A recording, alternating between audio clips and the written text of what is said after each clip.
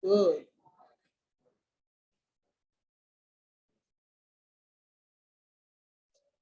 Ya, baik, izin masuk. Ibu, selamat sore. Assalamualaikum warahmatullahi wabarakatuh. Selamat sore semuanya. Perkenalkan, nama saya Enda Trisalvia, absen 12. Kali ini saya akan menjadi moderator berjalannya presentasi pada sore hari ini. Kepada kelompok yang akan presentasi, boleh ditampilkan share screen-nya.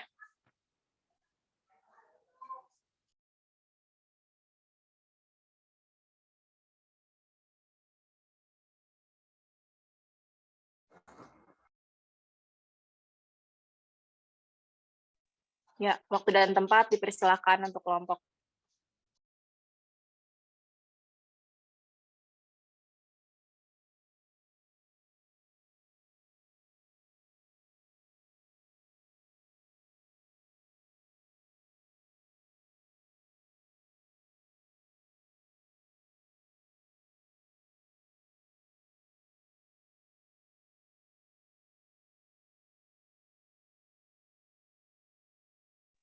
Iya, jadi yang pertama itu ada pokok bahasan, ada tumbuh kembang bayi dan anak, peran nutrisi pada tumbuh kembang bayi dan Di anak. slideshow, Dek.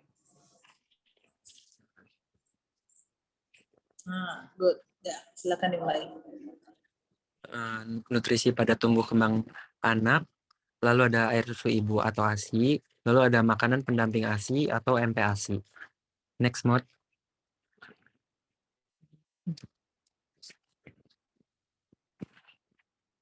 Peran nutrisi gizi sangat penting untuk proses kehidupan, tidak hanya menyangkut kelangsungan hidup, tetapi lebih utama berkaitan dengan kualitas hidup. Pada bayi terutama diperlukan juga untuk tumbuh kembang.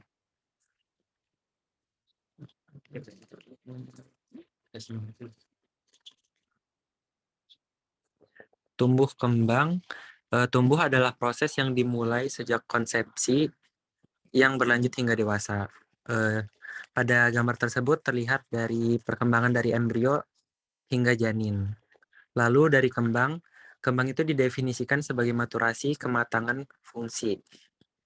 Bisa dilihat dari tahap-tahapnya dari anak 6 bulan sampai 4 tahun. Baik, saya lanjutkan, yaitu faktor yang memengaruhi tumbuh kembang. Untuk yang pertama ada genetik, di antaranya adalah tinggi badan, growth spurt perempuan. Growth spurt ini adalah percepatan pertumbuhan. Dan untuk faktor yang kedua itu ada lingkungan, ya, yang isinya itu ada nutrisi. Nutrisi merupakan salah satu bagian dalam proses tumbuh kembang anak. Yang selanjutnya adalah faktor kimia. Contohnya itu zat aditif makanan dan lain-lain. Selanjutnya ada injury atau cedera yang dapat mempengaruhi tumbuh kembang, infeksi, sosial ekonomi, emosional, dan budaya. Next. Selanjutnya adalah nutrisi pada bayi. Nutrisi pada bayi ini dipengaruhi oleh aspek nutrisi ibu selama masih dalam kandungan dan setelah dilahirkan sampai usia 12 bulan. Nutrisi adekuat memengaruhi tumbuh kembang bayi yang optimal. Adekuat sendiri adalah mencukupi kebutuhan zat gizi yang diperlukan bayi. Berpengaruh pada status kesehatan pada masa berikutnya. Bayi yang termasuk golongan rentan yaitu gizi kurang, yang contohnya itu seperti prematur, dan KEP yaitu kekurangan energi protein. Ada juga tumbuh dan kembang sangat cepat, yang membutuhkan asupan energi yang lebih besar. Next. Tumbuh kembang anak. Pertumbuhan sel saraf sangat cepat, sehingga otak tumbuh dengan sangat cepat pada trimester akhir sampai usia 2 tahun. Sistem tubuh yang masih imatur atau belum dewasa, yaitu seperti saluran cerna, ginjal, imunitas, atau kekebalan tubuh. Next.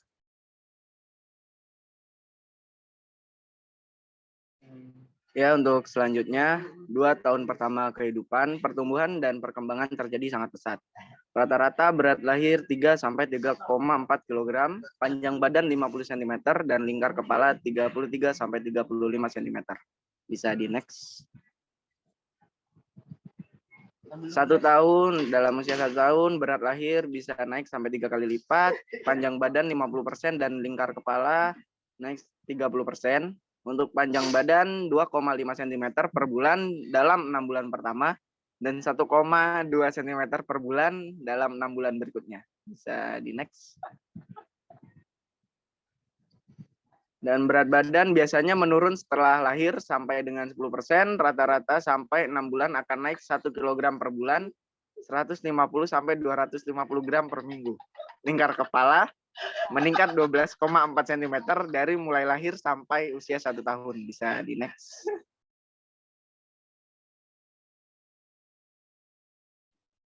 Izin masuk saya Alfia. Selanjutnya ini ada gambar mengenai pregnancy nutrition atau efek of maternal malnutrition during pregnancy, dan nutrisi kehamilan, dan efek malnutrisi ibu selama kehamilan. Maternal malnutrition during pregnancy, malnutrisi ibu selama kehamilan, faktor akibatnya dapat berupa impairment of offspring growth and development, gangguan pertumbuhan dan perkembangan anak, maternal insulin resistance, resistansi insulin ibu. Resistensi insulin selama kehamilan dapat terjadi akibat peningkatan kandungan hormon-hormon terkait kehamilan, seperti estrogen, progesteron, kortisol, dan laktogen. Selanjutnya ada kretinisme atau kretinisme. Kretinisme adalah penyakit kekurangan hormon tiroid parah yang dapat disebabkan oleh kelenjar tiroid tidak normal hingga cacat genetik. Gejalanya beragam seperti kulit berwarna kuning, lemas, hingga muncul banyak luka di kulit. Untuk mengatasinya, dokter dapat memenuhi kebutuhan hormon tiroid di tubuh anak menggunakan hormon tiroid. Selanjutnya ada IUGR atau intrauterine growth restriction, also called fetal growth restriction. Pembatasan pertumbuhan intrauterin disebut juga pembatasan pertumbuhan janin atau kondisi yang menyebabkan pertumbuhan janin terhambat. Ini dapat ditandai dengan ukuran dan berat janin yang tidak sesuai dengan usia kehamilan. Selanjutnya ada birth defects atau cacat kelahiran, kondisi yang terjadi ketika bayi dalam kandungan mengalami masalah dalam pembentukan dan perkembangan organ tubuh. Lanjut ada cognition and behavior, kognisi dan perilaku. Selama kehamilan dan periode pasca persalinan, sejumlah besar wanita mengalami beberapa tingkat perubahan perilaku yang kognitif yang dalam bahasa sehari-hari disebut otak kehamilan. Gejala yang paling sering dilaporkan oleh wanita selama masa kandungan ini adalah pelupa dan gangguan ingatan. Selanjutnya ada fetal and neonatal complication, komplikasi fetal dan neonatal. Komplikasi fetal itu berkurangnya aliran oksigen pada janin dapat menyebabkan pertumbuhan janin terhambat sehingga mengakibatkan berat badan lahir rendah. Komplikasi dengan neonatal dengan penyakit dan atau kelainan yang dapat menyebabkan kecacatan dan atau kematian seperti aspiksia, ikterus, hipotermia, tetanus neonatorum. Selanjutnya ada long-term adverse effect on mother and offspring health. Dampak buruk jangka panjang terhadap kesehatan ibu dan anak.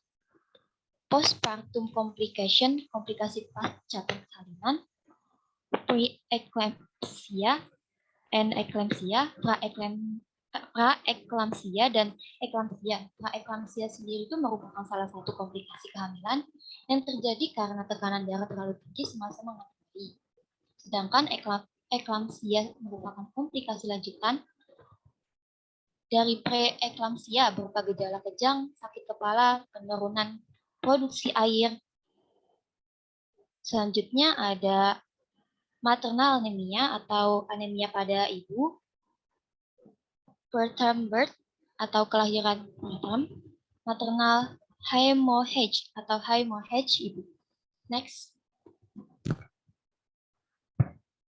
Selanjutnya ini ada bagian dari Guayowu, epidemiologi pediatrik dan perinatal.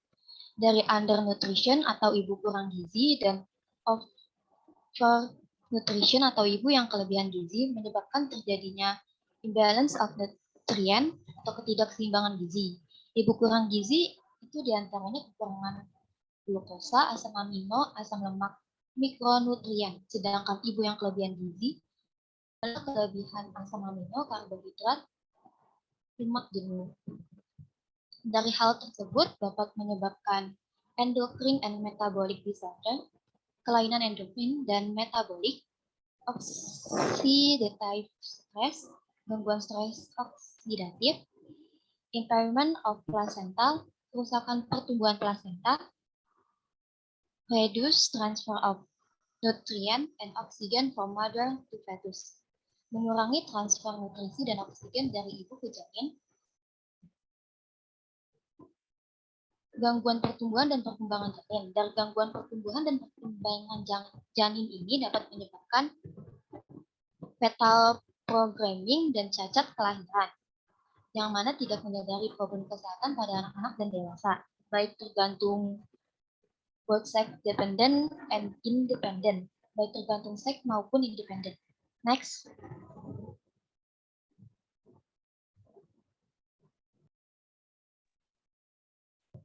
Bisa di next. Selanjutnya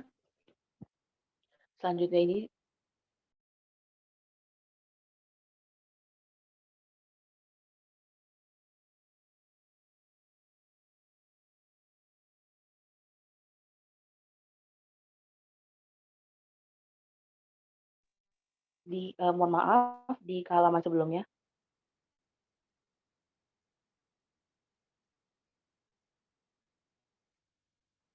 Nah, di sini saya akan menjelaskan tentang Gunwao, tentang pediatri, perinatal,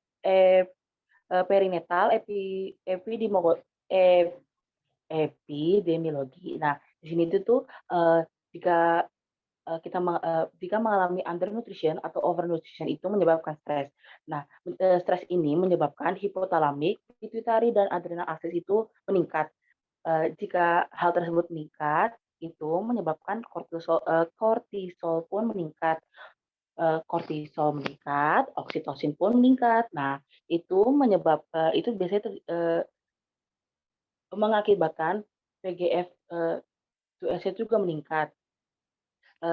Jika oksigennya meningkat, PGF2A-nya meningkat, menyebabkan reseptor dari G protein dan G protein couple. G protein couple ini menyebabkan fosfolilasase-nya meningkat. Fosfolilasase-nya ini meningkat, menyebabkan inositol 1,45 trispopatenya meningkat. Terus intraseluler pun ikut intraseluler C2+-nya meningkat.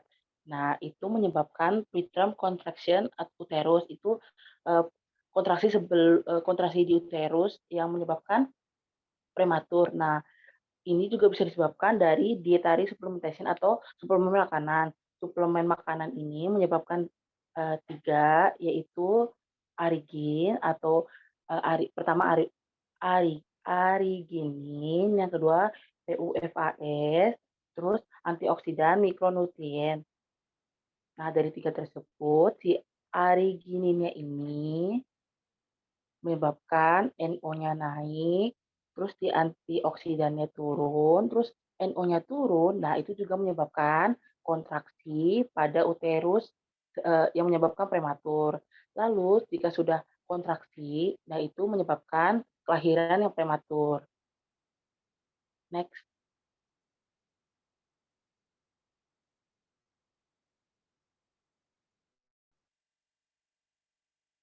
Maternal early life environment itu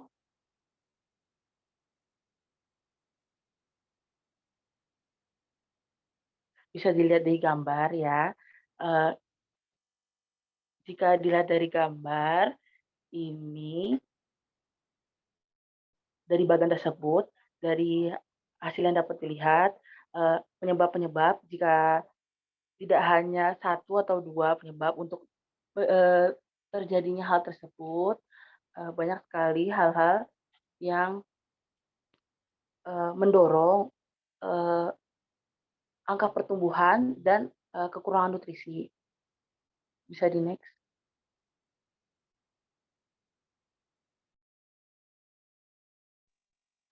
Selanjutnya, saya akan menjelaskan effect of undernutrition on brain development atau pengaruh gizi buruk pada perkembangan otak. Jadi, bayi atau anak-anak yang yang mengalami gizi buruk biasanya terjadi sebelum usia 2 tahun, yang membuat pertumbuhan dan perkembangan otaknya menjadi terhambat lebih dulu. Padahal saat itu adalah masa kritis untuk mendapatkan nutrisi terbaik, karena otak yang terbentuk akan digunakan seumur hidup dan kondisi ini disebut irreversible atau tidak dapat diubah. Bisa dilihat dari gambar yang di sebelah kiri itu adalah gambar sel-sel otak bayi yang bergizi baik. Tipikal selnya ini bercabang dan luas, tetapi di sebelah kanan itu merupakan gambar bayi yang kurang gizi, mengalami gangguan sel-sel otak percabangan terbatas, cabang abnormal, dan lebih pendek. Jadi diketahui 80% otak terbentuk saat ia berusia di bawah 2 tahun, sedangkan saat berusia 6 tahun, otak yang terbentuk sudah mencapai 95% dan sisanya dicapai di usia 6 tahun. Selain itu, nutrisi dan stimulasi merupakan bahan dasar pembentukan otak anak. Kalau salah satu dari dua hal ini tidak ada, maka otak bisa menjadi tidak normal seperti gambar yang di kanan. Hal ini karena nutrisi diperlukan untuk pembentukan sel-sel otak serta proses myelination, sedangkan stimulasi diperlukan untuk pembentukan sinaps atau penghubung antar sel-sel otak. Jadi stimulasi dilakukan secara dini dan berulang, maka sinaps akan menjadi kuat. Dan jika anak kurang mendapatkan stimulasi, maka sel-sel otak tidak memiliki jaringan penghubung. Stimulasi harus dilakukan sedini mungkin karena otak anak tidak tumbuh dan berkembang secara terus-menerus. Bisa di next. Lalu ada pentingnya usia 0 sampai 3 tahun tentang pertumbuhan dan perkembangan otak yang diadaptasi dari Scaman tahun 1930. Bisa dilihat dari grafiknya itu, untuk grafik oranye adalah perkembangan seksual, untuk grafik hijau adalah perkembangan fisik, dan grafik warna biru adalah perkembangan saraf otak. Jadi laju pertumbuhan otak tercepat bisa kita lihat itu tercepatnya sejak lahir hingga usia 6 tahun. Lalu dari usia 0 hingga 3 tahun, sinapsis di otak anak terbentuk jauh lebih cepat daripada waktu lainnya dalam hidup Bentar, mereka. Anggita. Untuk otak sampai umur berapa deh? Untuk otak tercepatnya hingga usia 6 tahun, Ibu. 6 tahun atau berapa tahun? Coba diperhatikan dengan baik.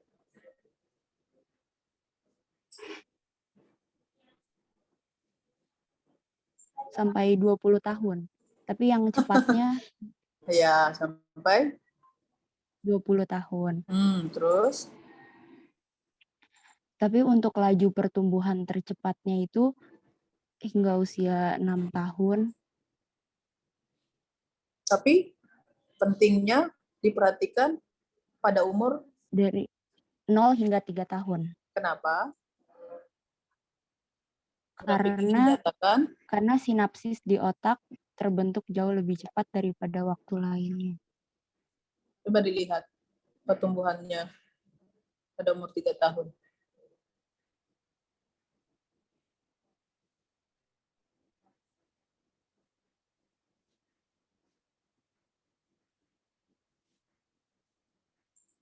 Apa yang dipikirin? Udah dibikin gambar begitu.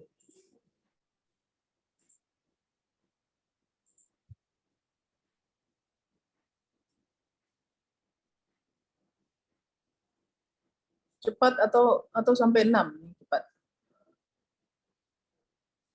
Cepat sampai 6.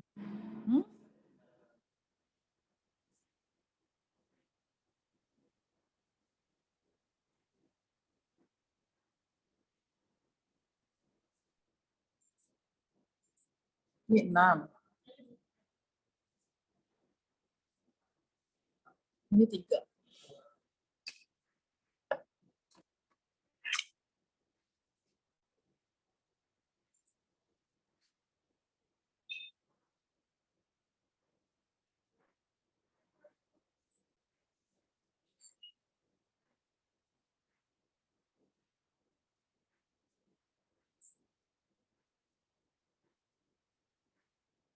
Berarti yang 6, Ibu, usia 6.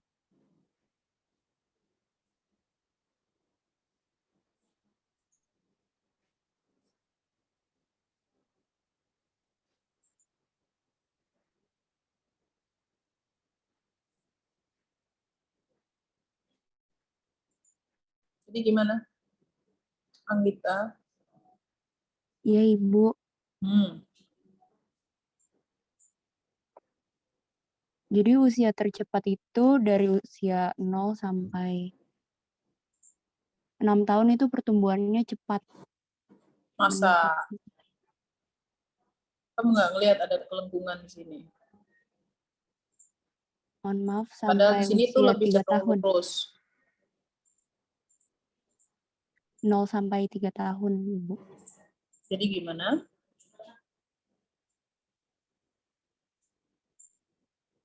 Jadi dari usia 0 sampai 3 tahun sinapsis di otaknya terbentuk jauh lebih cepat.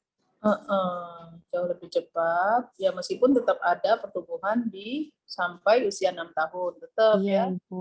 Ya Iya. kan, dia mulai agak melandai sejak usia 8 tahun landai.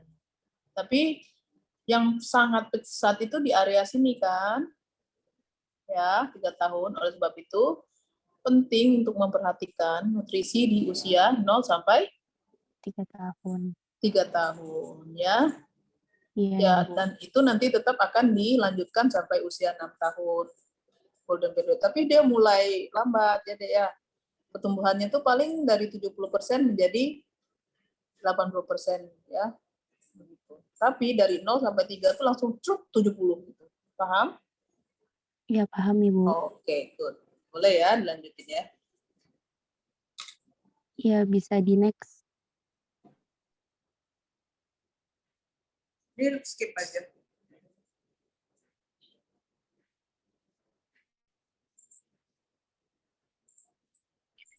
Di sini saya akan melanjutkan. Yang pertama ini ada WUSKEK, yaitu singkatan dari wanita usia subur kekurangan energi kronik. Kekurangan energi kronik ini sering diderita oleh wanita usia subur atau WUS, adalah wanita yang berada pada masa kematangan organ reproduksi, dan organ reproduksi tersebut telah berfungsi dengan baik, yaitu pada rentang usia 15 hingga 49 tahun, termasuk wanita hamil, wanita tidak hamil, ibu nifas, calon pengantin, remaja putri, dan pekerja wanita. KEK ini menggambarkan asupan energi dan protein yang tidak adekuat.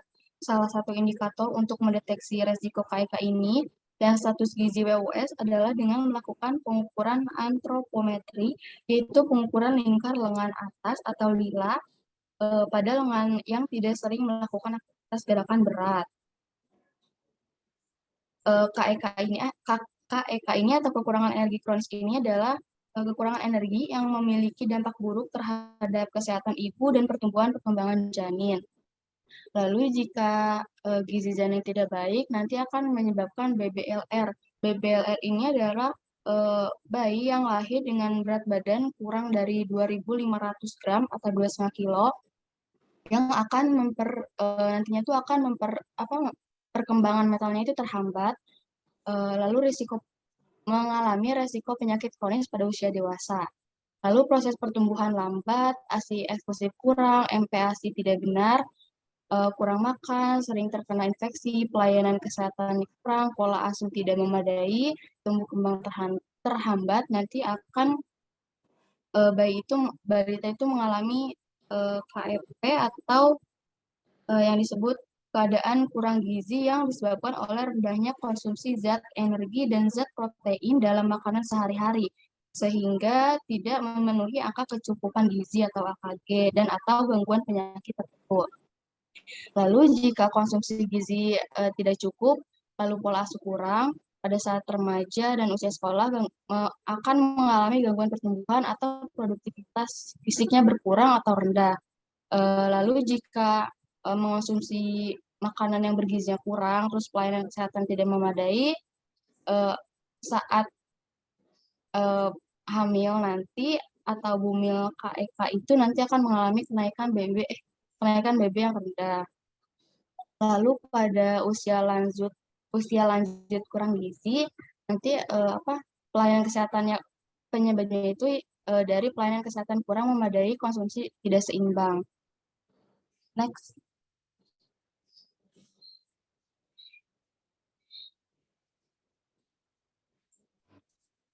Baik, selanjutnya ada penilaian tumbuh Ya. penilaian tumbuh kembang dibagi menjadi 2, ada parameter Oke, pertumbuhan. sebentar. Kita balik lagi ke yang tadi. Ya, oke. Ada yang bisa membantu menjelaskan ini?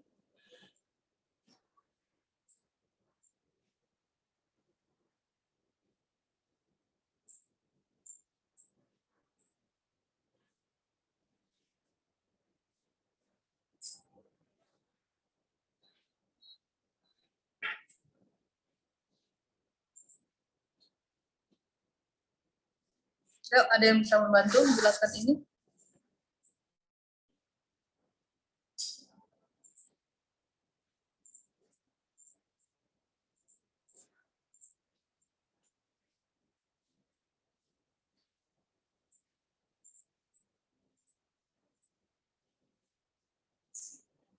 Nggak ada yang membantu?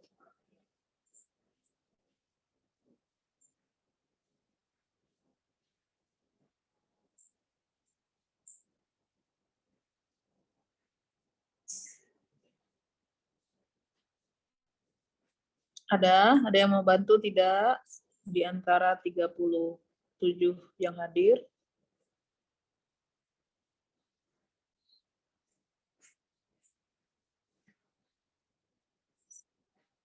Yuk, siapa yang mau bantu? Saya tunjuk atau bagaimana?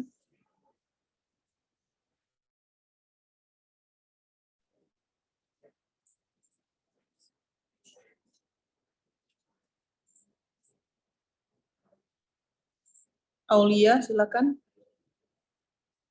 Aulia, silakan bantu menjelaskan. Aulia, silakan bantu menjelaskan. Oke.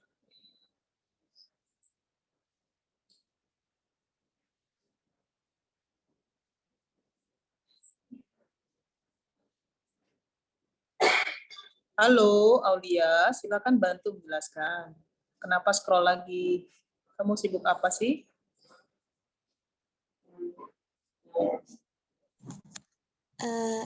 Iya, maaf dok. Jadi dari mana? Dari usia lanjut kurang gizi.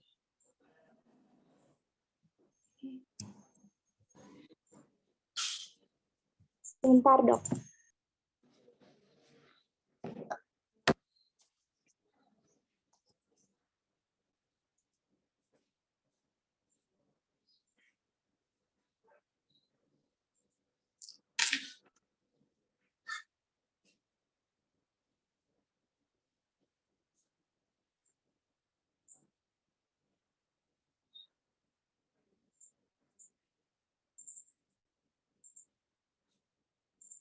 Mana Aulia dia? Ya, ya dok. Jadi mulai dari BBLR. BBLR itu bayi dengan BBLR adalah bayi yang lahir dengan berat badan kurang dari 200. Gambar yang paling besar itu gambar apa di sini?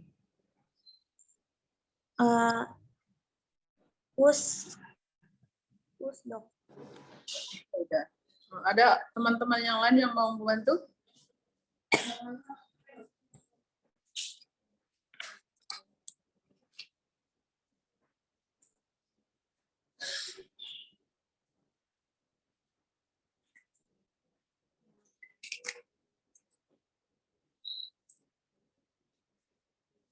Nurul.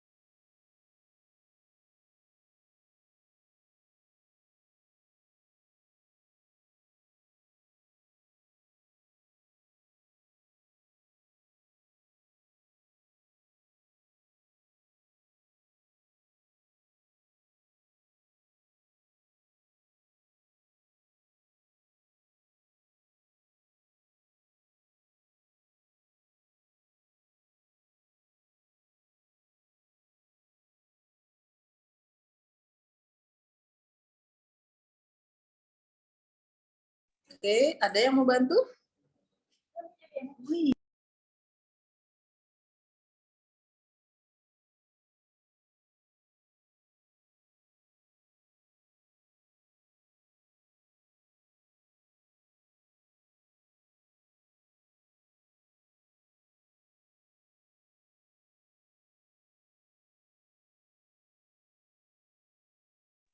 Ada yang mau bantu? Hai. Membantu. Ini yang dicari itu kepercayaan dirinya ya. Kalau kamu merasa nggak yakin kamu akan betul atau kamu merasa harus betul, itu yang jadi masalah. Kenapa kalian diam itu karena kalian ingin yakin betul. Padahal yang diinginkan adalah spontanitas kamu berpikir. Silakan, Audrey membantu. Audrey mau bantu?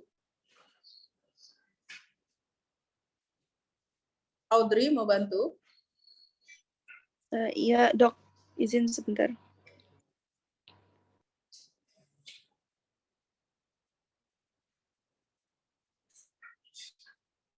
Endah, coba. Endah mau bantu.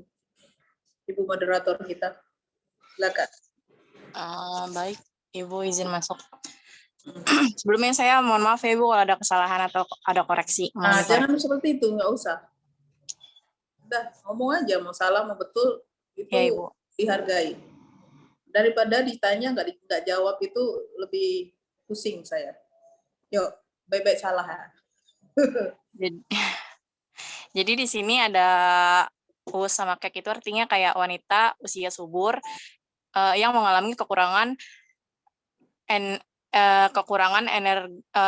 energi kronik, dan bumil yang mengalami kekurangan energi kronik yaitu yang mengalami kenaikan berat badan rendah, itu berpotensi menghasilkan bayi BBLR, yaitu bayi yang lahir dengan berat badan kurang dari 2.500 gram.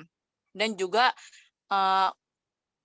jika dilanjutkan bayi yang dan juga dengan proses pertumbuhan yang lambat, terus ASI yang eksplosif kurang, terus MPASI yang tidak benar, itu akan menghasilkan balita dengan kekurangan dengan kekurangan gizi dan protein atau balita KEP. Kemudian ditambah dengan konsumsi gizi yang tidak cukup, terus pola asuh yang juga kurang. Lanjut lagi ke remaja, ke usia remaja dan usia sekolah, dia juga tetap mengalami gangguan pertumbuhan gitu, Dok. Ditambah lagi dengan pelayanan kesehatan yang tidak memadai.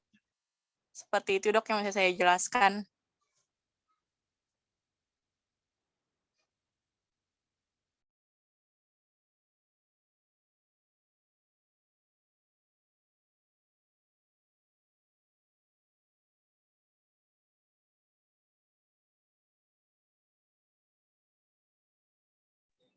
Ya, terus?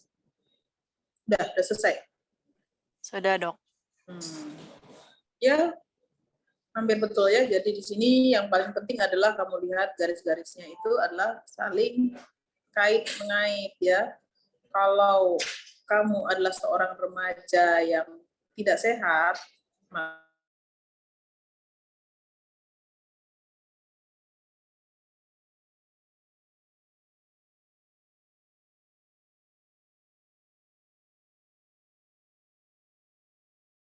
ibu hamil ini juga kalau sudah tua jadi orang tua yang tidak sehat.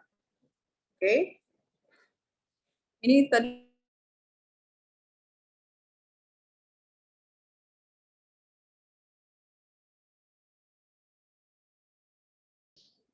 Anissa. Oke, Anissa ya. Jangan lupa ya. Ini seperti itu penjelasannya.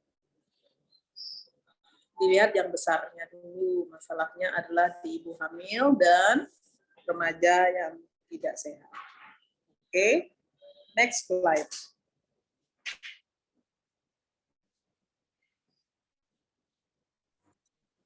Izin masuk. Selanjutnya ada penilaian tumbuh kembang. Ada 2 parameter di tumbuh kembang, yaitu pertumbuhan dan parameter perkembangan. Di parameter pertumbuhan ada yang pertama berat badan. Berat badan adalah parameter pertumbuhan yang paling sederhana, mudah diukur dan diulang. Berat badan merupakan ukuran yang terpenting yang dipakai pada setiap pemeriksaan penilaian pertumbuhan fisik anak pada semua kelompok umur. Karena berat badan merupakan indikator yang tepat untuk mengetahui keadaan gizi dan tumbuh kembang anak pada saat pemeriksaan. Yang kedua ada panjang dan tinggi, merupakan ukuran antropometrik kedua yang terpenting. Pengukuran tinggi badan sederhana dan mudah dilakukan. Apabila dikaitkan dengan hasil pengukuran berat badan akan memberikan informasi penting tentang status nutrisi pada dan pertumbuhan fisik anak. Yang terakhir ada lingkar kepala. Lingkar kepala menggambarkan pertumbuhan otak dari estimasi volume dalam kepala. Lingkar kepala dipengaruhi oleh status gizi anak sampai usia 36 bulan atau 3 tahun. Yang selanjutnya ada parameter perkembangan. Ada 3 parameter. Yang pertama ada motorik. Motorik terbagi menjadi 2, motorik kasar dan halus. Motorik kasar yaitu gerakan yang menggunakan otot besar dan membutuhkan banyak tenaga seperti berlari, berjalan, dan melakukan lompatan. Yang kedua ada motorik halus, yaitu suatu gerakan tubuh yang menggunakan otot kecil dan memerlukan konsentrasi antara mata tangan seperti melipat dan menggunting. Selanjutnya ada kognitif atau bahasa, terbagi menjadi 2, reseptif dan ekspresif. Yang pertama, bahasa reseptif sendiri itu berfungsi untuk memahami dan memproses pesan atau informasi yang diterima anak dari orang lain. Yang kedua, ada bahasa ekspresif, digunakan untuk menyampaikan makna atau pesan kepada orang lain. Selanjutnya ada psikososial, terbagi menjadi emosional, sosial, dan adaptif. Next.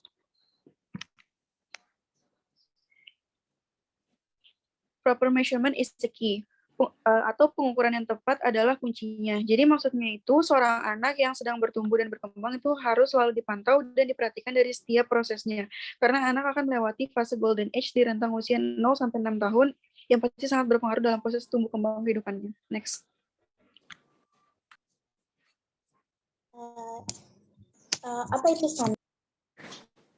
Apa itu stunting?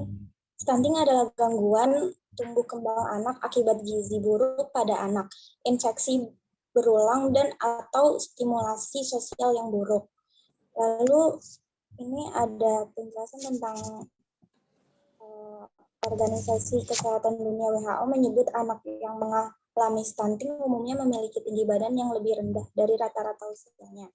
Di sini ada yang normal dan tinggi badan normal terlihat di gambar, lalu ada yang kurus, berat badan kurang untuk ukuran tinggi badannya, lalu ada pendek, tinggi badan kurang untuk usianya, lalu ada gizi kurang, berat badan kurang untuk usianya, lalu ada gizi lebih, berat badan lebih untuk usianya. Next.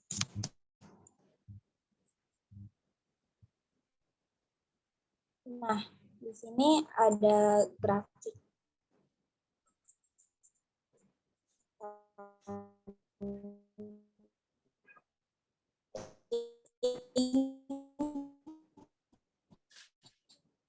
Bisa dilihat dari grafik faktor resiko stunting menjadi faktor menin dan kelahiran prematur, faktor lingkungan ibu remaja dan interval kelahiran pendek dan nutrisi anak dan infeksi. Resiko utama di seluruh dunia ini adalah pembatasan pertumbuhan janin.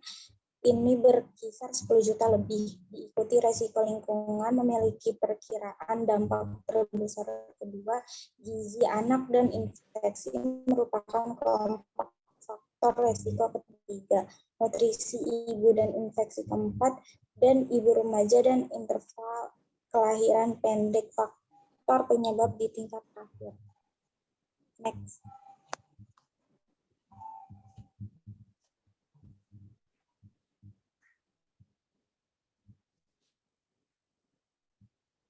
Next.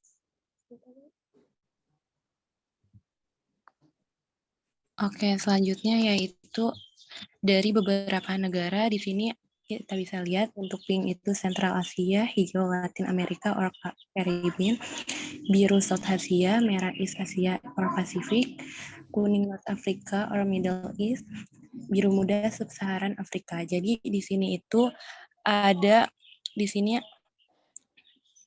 Jadi di sini ada jutaan kasus stunting yang disebabkan beberapa hal. Untuk Untuk yang pertama itu ada pembatasan pertumbuhan janin dan kelahiran prematur. Yang kedua itu ada faktor lingkungan. Yang ketiga itu ada nutrisi ibu dan infeksi. Yang keempat itu nutrisi anak dan infeksi. Yang kelima itu keibuan remaja dan jarak kelahiran yang pendek.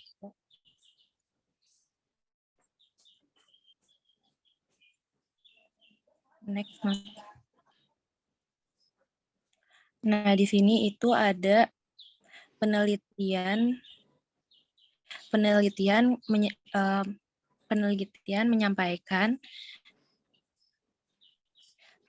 menyampaikan kalau misalkan stunting anak berhubungan dengan asam amino esensial beredar rendah, dan bisa digarisbawahi bahwa jadi kalau misalkan bahwa anak-anak dengan resiko stunting yang tinggi mungkin tidak bisa menerima asupan asam amino mental dan koin yang cukup. Untuk nutrisi penting untuk sintesis. Next.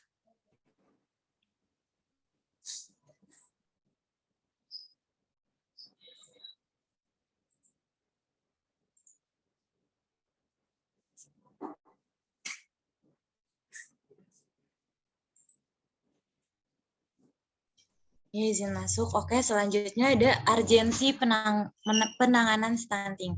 Jadi kenapa sih stunting ini tuh harus kita tanganin? Karena yang pertama, stunting ini dapat menghambat pembangunan. Yang kedua, stunting ini dapat menurunkan produktivitas. Yang ketiga, stunting ini dapat menyebabkan GDP menurun hingga 11%. Selanjutnya, stunting ini dapat mengurangi pendapatan pekerja dewasa hingga 20%. Dan yang terakhir, stunting ini dapat menyebabkan kemiskinan antar generasi. Lanjut. Nah, selanjutnya itu ada pilihan makanan untuk bayi. Nah, pilihannya ini yang pertama ada ASI. Jadi WHO ini merekomendasikan ASI eksklusif sampai usia 6 bulan. Selanjutnya itu ada makanan formula. Dan yang terakhir itu ada makanan pendamping ASI atau complementary feeding. Next. Iya, selanjutnya ada anjuran pemberian ASI. ASI eksklusif diberikan sejak bayi lahir hingga berusia 6 bulan. Selama periode tersebut, ibu disarankan hanya memberikan ASI saja, tanpa tambahan asupan apapun kepada si kecil.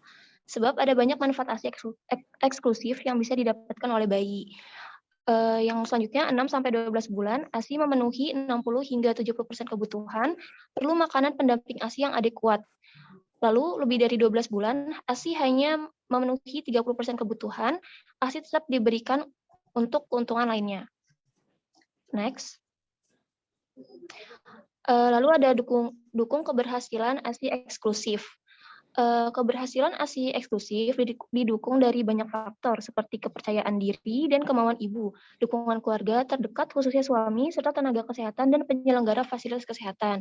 Di sini juga bisa ditanyakan dan beri dukungan kepada pasien untuk memberikan ASI eksklusif pada bayinya, berikan nasihat dan bantuan, bahan-bahan, dan dukungan pemberian ASI. Lalu, dukungan rumah sakit menyediakan layanan ASI dan menyusui, misalnya konselor ASI. Dan juga tanyakan dukungan menyusui dari lingkungan dan keluarga. Selanjutnya, mengajari bagaimana penanganan masalah-masalah umum seperti mastitis atau inverted nipples. Terakhir, memahami hal-hal terkait memompa ASI dan menyimpannya saat ibu memerlukan, semisal kembali kerja. Next. Lalu inisiasi menyusu dini atau IMD merupakan permulaan menyusu dini yang dilakukan dengan usaha bayi sendiri segera setelah ia lahir. IMD dapat dilakukan dengan meletakkan bayi dalam posisi tengkurap pada dada atau perut ibu tanpa terhalang oleh kain selama minimal 1 jam dimulai segera setelah bayi lahir. IMD sangat penting dan bermanfaat untuk ibu dan anak. Segera setelah bayi menghisap puting payudara, hormon oksitosin dilepaskan dan menyebabkan kontraksi uterus yang membantu lepasnya plasenta dan mengurangi risiko pendarahan plasenta. ASI awal mengandung banyak kolostrum yang banyak mengandung komponen bioaktif dan imunitas alami. Ya, izin melanjutkan. Selanjutnya ada keberhasilan menyusui. Yang pertama adalah posisi yang baik. Posisi yang baik antara bayi dan ibu mempengaruhi keberhasilan menyusui. Yang kedua ada latch on atau posisi dari mulut bayi saat menempel di payudara. Yang ketiga ada tanda ASI cukup atau di mana bayi menunjukkan tanda bahwa ASI yang dikonsumsinya sudah cukup. Next. Selanjutnya ada posisi yang benar. Posisi yang benar adalah elemen kunci keberhasilan menyusui. Posisi yang benar dapat memastikan latch on secara baik dan bayi dapat menghisap dengan baik. Untuk posisi bayi yang baik adalah yang pertama, apabila ia sedikit tegak atau slightly bent back, tubuhnya diputar dekat ibu atau tummy to tummy, tubuhnya rapat dengan ibu dan tersangga baik. Yang kedua, kepala bayi, pundak dan tubuh selurus. Yang ketiga, bayi dapat latch on ke payudara dengan nyaman. Next. Kemudian ada beberapa posisi yang baik saat menyusui. Yang pertama ada rugby hold atau memungkinkan ibu untuk menopang bayi dengan baik sambil melihat bayi. Yang kedua ada cradle hold, posisi menyusui paling umum dengan cara memangku bayi dengan tangan kanan dan perut bayi menempel dengan perut ibu. Yang ketiga ada sit hold, yaitu menyusui dengan cara memangku bayi. Yang keempat ada biological hold, ibunya berposisi rebahan sambil bersandar dengan kemiringan 15-64 derajat. Kemudian bayi diletakkan di atas dada dan melekat dengan sang ibu. Yang kelima ada lying hold, di mana ibu berbaring miring menghadap bayi yang juga berbaring miring. Baik, selanjutnya ada latch on. Latch on yang baik tandanya yang pertama dagu bayi menyentuh payudara ibu, yang kedua mulut terbuka lebar, disebut juga mouth full of breast. Yang ketiga bibir bawah terbuka keluar. Keempat, ibu dapat melihat areola lebih banyak di bagian atas dibandingkan bibir bawah. Yang kelima, tidak nyeri. Next. Baik, berikut posisi latch on pada bayi dalam proses menyusui. Yang pertama, pastikan posisi ibu nyaman, misalnya duduk di kursi dengan bantalan empuk dan kursi kecil di depan untuk menaruh kaki.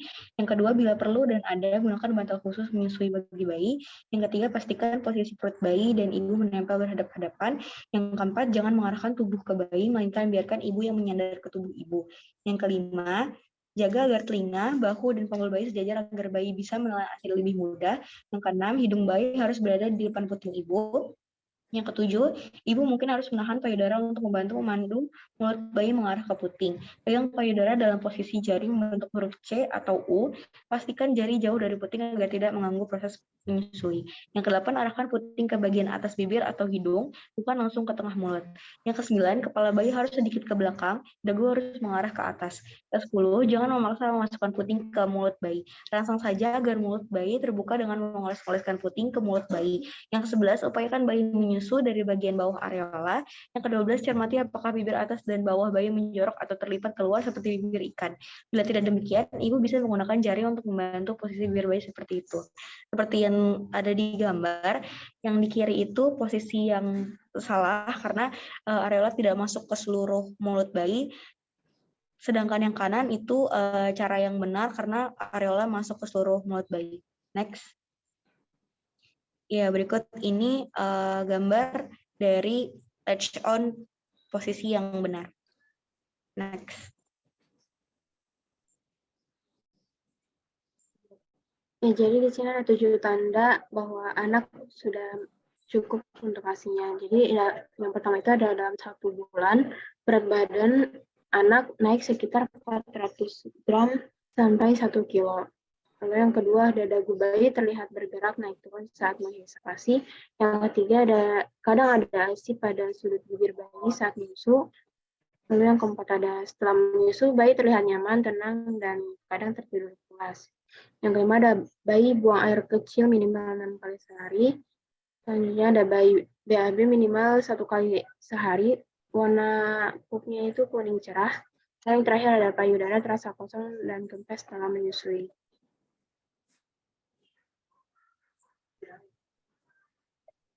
Jadi di sini ada beberapa keuntungan ASI. Yang pertama itu energi dan nutrisinya mudah dicerna. Lalu perkembangan kognitif anak.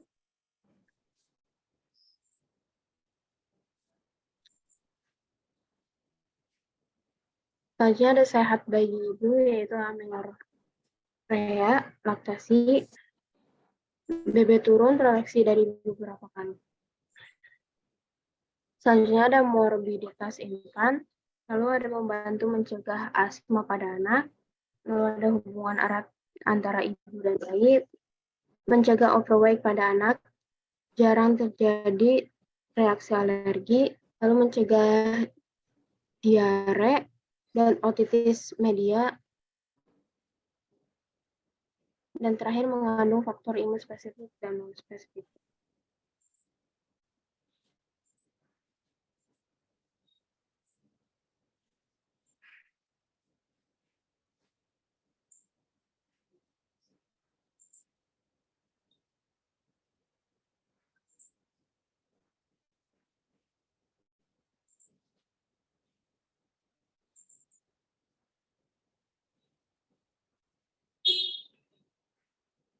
Baik, selanjutnya perbedaan komposisi protein ASI dan susu sapi. Kandungan protein pada ASI yaitu 8,9 gram per liter, pada susu sapi 33,1 gram per liter. Kasein pada ASI 2,5 gram, pada susu sapi 27,3. Whey protein pada ASI 6,4 gram per liter, pada susu sapi 5,8 gram per liter. Alfa laktalbumin pada ASI 2,6 gram per liter, pada susu sapi 1,1 gram per liter. Beta laktoglobulin pada ASI tidak ada, pada susu sapi 3,6 gram per liter. Kenapa beta laktoglobulin pada ASI tidak ada? Karena terkadang dapat menyebabkan alergi pada bayi. Next.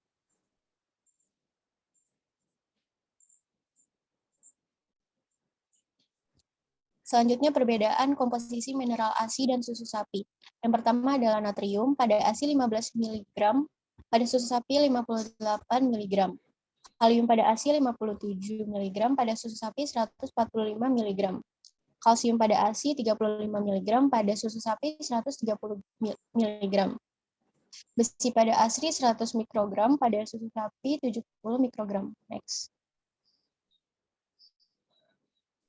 Selanjutnya manfaat ASI bagi bayi. Yang pertama komposisi sesuai kebutuhan.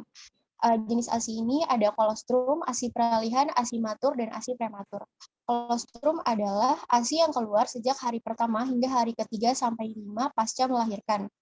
Lalu ASI peralihan adalah ASI yang keluar pada hari ke-3 sampai 5 hingga hari ke-8 sampai 11 pasca melahirkan. Lalu ASI matur atau ASI matang adalah ASI yang keluar sejak hari ke-8 sampai 11 hingga seterusnya. Nah, pada bayi prematur, ASI ini sangat bermanfaat ya, karena dapat menguatkan sistem imun tubuh pada bayi prematur. Lalu manfaat yang kedua yaitu mudah dicerna dan diserap, lalu mengandung enzim pencernaan. Makanya pada bayi sering merasa lapar. Enzim pencernaan yang terkandung dalam ASI itu seperti amilase dan lipase. Manfaat selanjutnya yaitu mengandung zat penangkal penyakit. Ada makrofag, limfosit, imunoglobulin laktoferin, faktor bifidus atau lactobacillus bifidus. Next.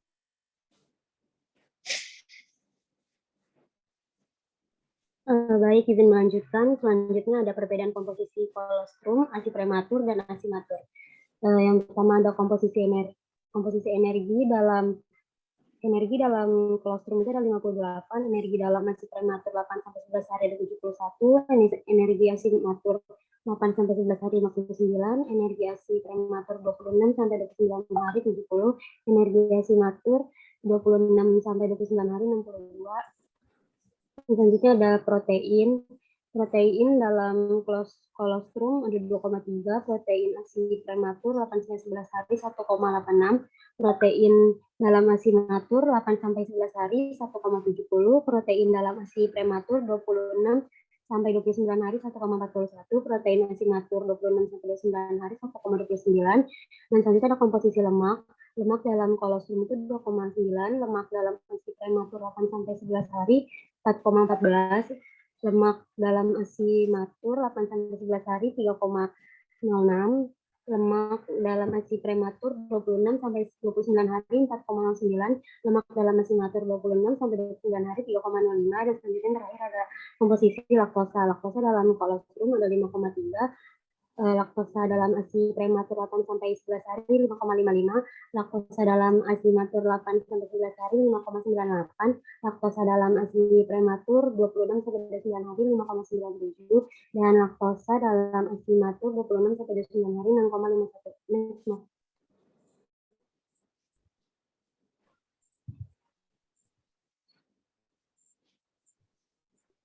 Selanjutnya ada manfaat ASI bagi ibu, yaitu sebagai metode KB sementara, karena Menyusui juga dapat dijadikan salah satu cara KB dan metode kontrasepsi alami karena hormon yang menghasilkan ASI masih mencegah varian menghasilkan sel telur. Selanjutnya ada syaratnya. Syaratnya itu yang pertama bayi berusia sebelum 6 bulan. Dan kedua ada ibu belum haid kembali, dan yang terakhir ada bayi diberi ASI secara eksklusif. Maksudnya bayi diberi ASI secara eksklusif ini bayi ini selama 6 bulan itu tidak, jadi pemberian ASI saja tanpa memberikan tambahan makanan atau minuman pada bayi yang berusia 0 sampai 6 bulan. Next. Selanjutnya ada manfaat ASI bagi keluarga. Yang pertama ada mudah pemberiannya, menghemat biaya, dan anak sehat dan jarang sakit.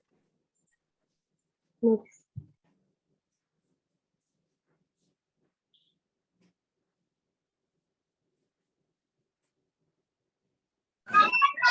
Selanjutnya ada sanksi pidana menghalangi ASI eksklusif, ada di UU nomor 36 tahun 2009 pasal 200 yang berbunyi setiap orang yang dengan sengaja menghalangi program pemberian air susu ibu eksklusif sebagaimana dimaksud dalam pasal 128 ayat 2 dipidana penjara paling lama 1 tahun dan denda paling banyak 100 juta rupiah.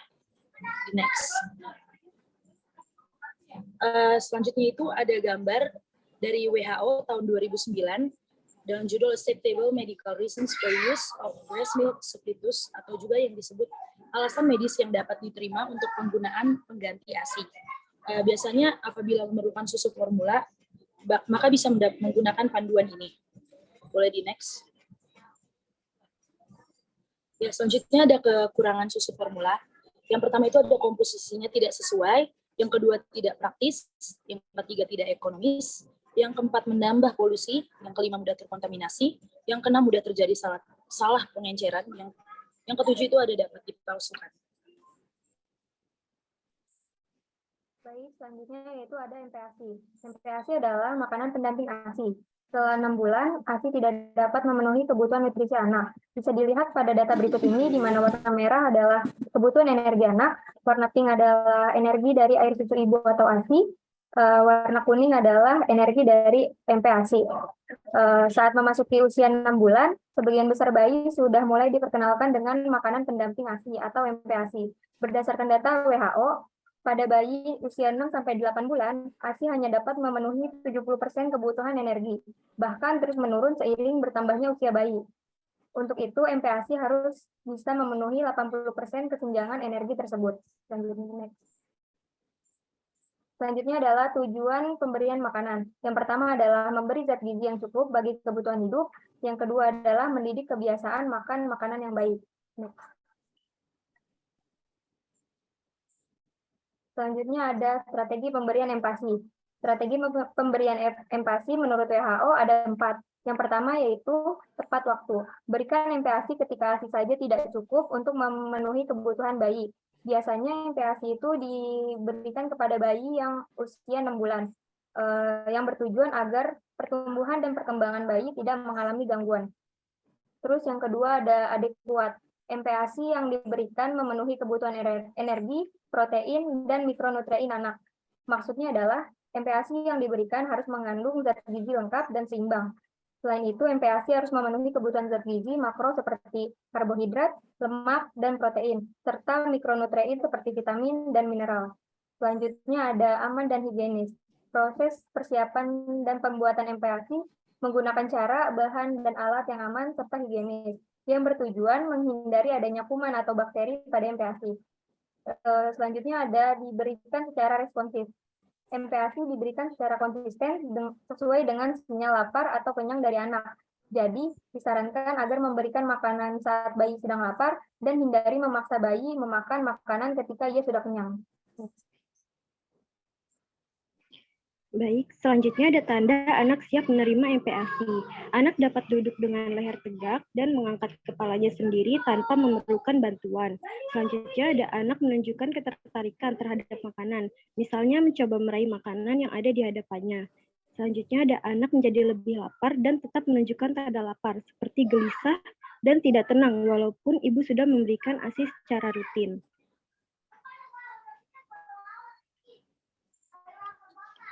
MPASI saat bayi 6 bulan. Kenapa sih MPASI diberikan pada saat usia bayi sudah 6 bulan dikarenakan bayi membutuhkan kebutuhan tambahan energi protein dan zat besi, dan juga meningkatnya kebutuhan gizi pada bayi sehingga diperlukan asupan selain ASI. Dan juga selain itu, sistem pencernaan bayi seperti ginjal dan pankreas sudah berkembang dengan baik. Dan di sini juga ada mulai dari usia 6 bulan, anak memerlukan tambahan makanan selain ASI, lanjutkan pemberian ASI secara rutin, karena ASI tetap menjadi bagian terpenting dari makanan bayi. Ketika memberikan makanan pendamping air susu ibu, perhatikan hal-hal berikut. Banyaknya energi tambahan yang diperlukan dari MPASI adalah sebanyak 200 kilokalori per hari. Dan juga ada tahap perkembangan anak. Bayi dapat menggenggam suatu benda dan memasukkannya ke dalam mulut. Yang kedua, mulai belajar duduk tegap secara mandiri tanpa bantuan. Yang ketiga, menunjukkan respon membuka mulut ketika sendok didekatkan. Yang keempat, bayi dapat memindahkan makanan dari sendok ke mulut. Yang kelima, memberikan sinyal lapar dengan cara mencoba meraih makanan.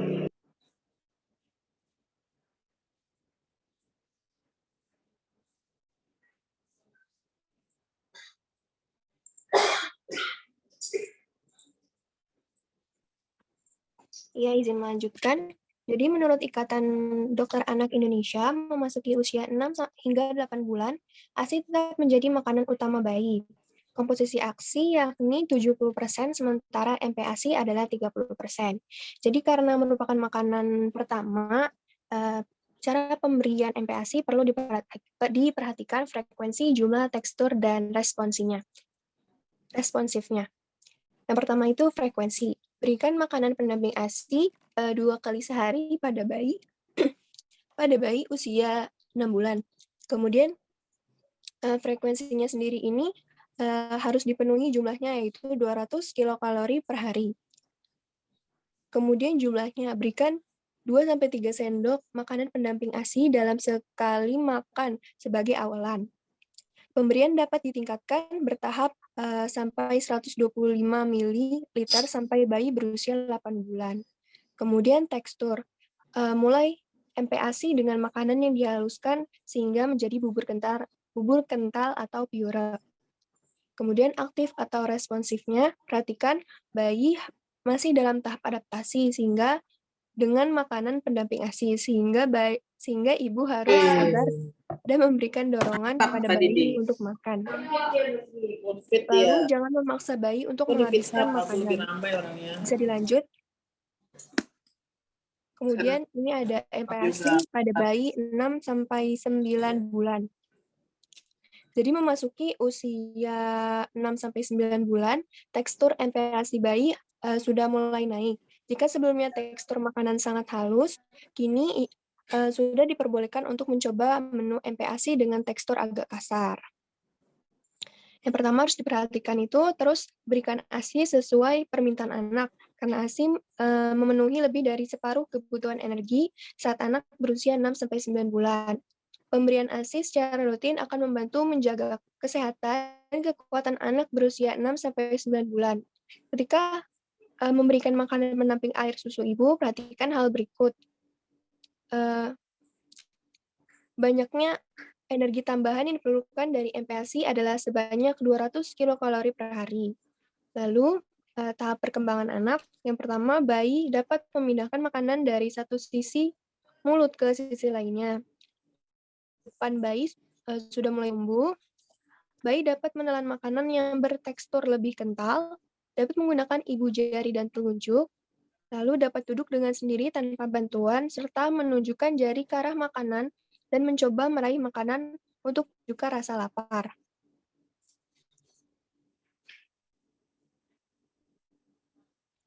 Ini ada cara pemberiannya juga. Ibu. Harus diperhatikan frekuensi, jumlah, tekstur, dan responsinya lagi. Yang pertama itu berikan 2-3 kali makan dan 1-2 kali selingan tiap harinya. Jumlahnya tingkatkan jumlah MPASI secara perlahan menjadi setengah mangkuk, yaitu berukuran 250 ml. Pada tekstur, berikan MPASI dengan tekstur bubur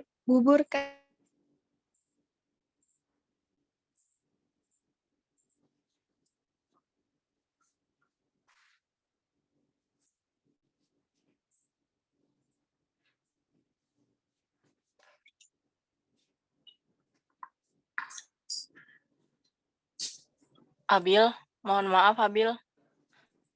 Abil terputus ya?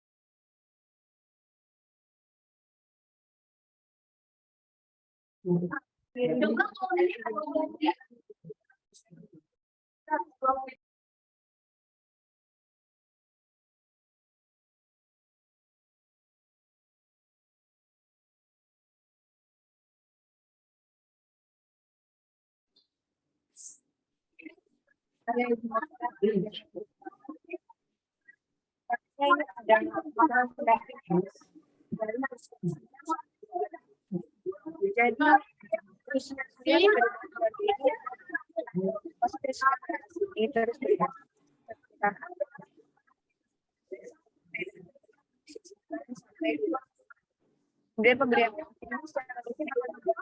kesehatan dan anak berusia 9 sampai 12 bulan. Jadi ASI di sini sifatnya juga bisa jadi proteksi buat dan kemudian memberikan makanan pendamping aja. Yang pertama ada banyaknya energi tambahan yang diperlukan dari MPASI ada sebanyak 300 kilokalori per hari. Dan kita juga harus perhatikan tahap perkembangan anak di usia 9 sampai 12 bulan ini. Yang pertama itu bayi dapat merapatkan bibir ketika disuapin untuk membersihkan makanan yang ada di sendok. Kemudian bayi dapat menggigit makanan yang dengan tekstur lebih ini dengan kembali bumbu. Kemudian mulai dapat mengatakan teks yang spesifik bisa menjadi menyebabkan beberapa makanan yang dipilihnya.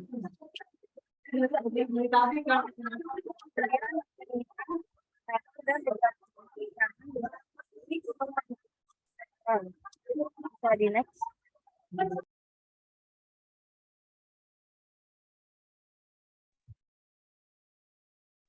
Ya, izin melanjutkan. Untuk frekuensinya sendiri, frekuensi makanan anak usia 12 sampai 18 bulan idealnya adalah 3 sampai 4 kali dan bisa dikombinasikan dengan cemilan 1 sampai 2 kali di antara waktu makan. Meski si kecil mulai bisa mengonsumsi jenis makanan yang ibu makan, ada beberapa jenis makanan yang perlu si kecil hindari, seperti susu atau yogurt rendah lemak, minuman bersoda, makanan yang terlalu asam dan pedas, makanan atau minuman yang mengandung gula yang tinggi, apalagi terbuat dari pemanis buatan atau makanan yang banyak mengandung MSG. Dengan kata lain, minuman kemasan dan makanan instan sebaiknya dihindari. Terus untuk jumlahnya sendiri itu pendamping ASI sebanyak setengah mangkuk berukuran 250 ml. Teksturnya itu berikan makanan yang dicincang halus, dicincang kasar, atau makanan yang dapat dipegang oleh anak. Untuk aktif atau responsif itu ibu hendak bersabar dan selalu memberikan dorongan agar bayi mau makan. Jangan memaksa bayi untuk memakan, gunakan mangkuk tersendiri berukuran 250 ml untuk memastikan jumlah asupan bayinya. Bisa di next semua. MPSI bayi 12 sampai 24 bulan. Terus berikan ASI sesuai permintaan anak karena ASI memberikan sepertiga kebutuhan energi anak berusia 12 sampai 24 bulan. Ketika memberikan makanan pendamping air susu, ibu memperhatikan hal berikut. Banyaknya energi tambahan yang diperlukan dari MPASI adalah sebanyak 550 kilokalori per hari. Tahap perkembangan anak dapat beradaptasi dengan segala macam bentuk makanan, namun belum dapat mengunyah secara sempurna. Mulai beradaptasi dengan segala menu makanan yang diberikan, termasuk makanan keluarga. Dapat mengenali makanan dari bentuk, rasa, dan aroma. Dapat mengucapkan nama makanan dan memberikan sinyal lapar dengan cara tersebut. Mulai bisa makan menggunakan sendok secara sendiri. Untuk jadwal makanan bayi tersebut itu yang usia 12 sampai 18 bulan itu Yang pertama itu makan pagi sekitar 6 sampai jam 8, atau untuk siangnya itu jam 10 itu bisa diberikan ASI dan cemilan pagi. Untuk makan siangnya itu sekitar jam 12 sampai jam 1, dan untuk cemilan sorenya itu bisa diberikan ASI atau cemilan lainnya itu pada pukul 3, dan untuk makanan sore itu jam 5 sampai jam 6 malam. Ya.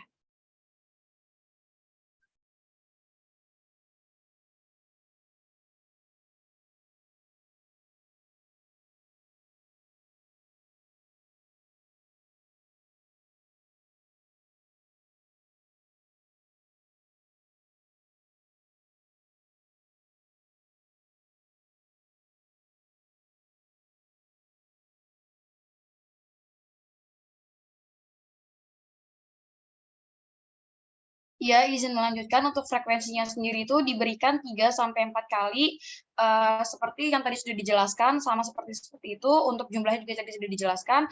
Untuk teksturnya masih sama, memberikan makanan keluarga yang dihaluskan atau dicicah seperlunya. Untuk aktif atau responsifnya itu, ibu hendak bersabar dan selalu memberikan dorongan agar bayi mau makan, jangan memaksa bayi untuk memakan, dan gunakan mangkok tersendiri berukuran 250 ml untuk memastikan jumlah asupan bayi. Next.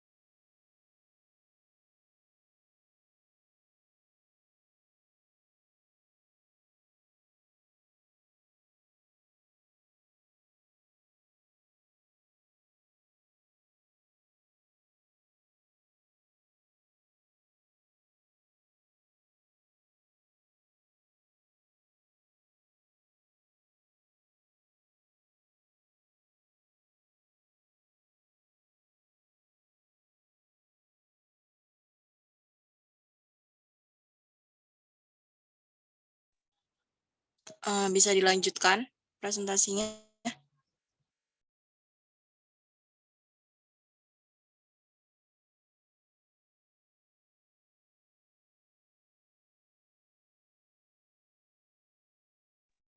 Ya, izin melanjutkan ya. Untuk MPASI-nya higienis itu yang pertama itu pastikan kebersihan tangan dan peralatan makan yang digunakan untuk menyiapkan serta menyajikan makanan pendamping air susu ibu. Yang kedua itu cuci tangan ibu sebelum memberi makanan bayi. Selalu mencuci tangan dengan sabun sebelum dan sesudah ke toilet untuk membersihkan kotoran bayi. Simpan makanan yang akan diberikan kepada bayi di tempat yang bersih dan aman. Pisahkan talenan yang digunakan untuk memotong bahan makanan mentah dan bahan makanan yang matang. Next, Mot. Ya, untuk penyimpanan ASI dengan aman itu yang pertama, bakteri penyebab kontaminasi dapat tumbuh di makanan-makanan seperti daging, ikan, telur, susu, kedelai, juga nasi, pasta, dan sayur-sayuran. Makanan-makanan tersebut harus disimpan dalam lemari pendingin dengan suhu kurang dari 5 derajat Celcius, contoh itu kulkas. Simpan daging dan ikan dalam wadah plastik dan letakkan terpisah dengan makanan yang telah dimakan dan bahan-bahan siap makan. Bisa di next, Mak.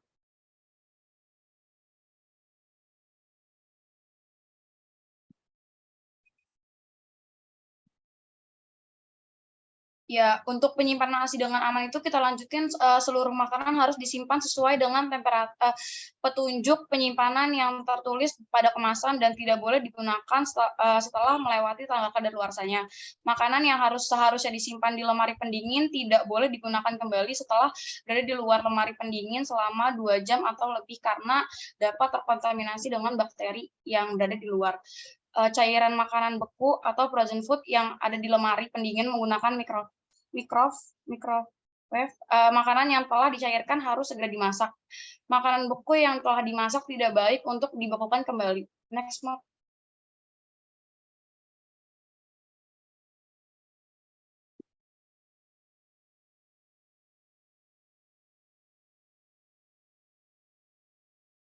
Ya, izin melanjutkan lagi, ketika anak kesulitan makan, berikan makanan rumah yang sehat, baik untuk makanan sehari-hari maupun makanan selingan. Tawarkan selalu jenis-jenis makanan yang baru, terkadang makanan yang baru itu butuh ditawarkan 10-15 kali untuk dapat terima dan dimakan dengan baik oleh anak.